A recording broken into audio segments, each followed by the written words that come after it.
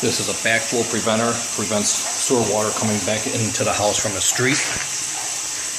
It goes through this flapper. The flapper opens, allows the water to go through.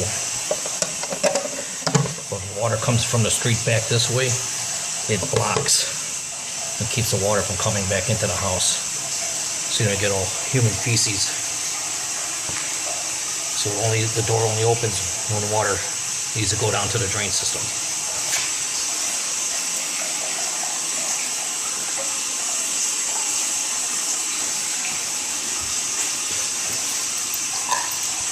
This is a little cleanup cap that they give you. It's only hand tighten.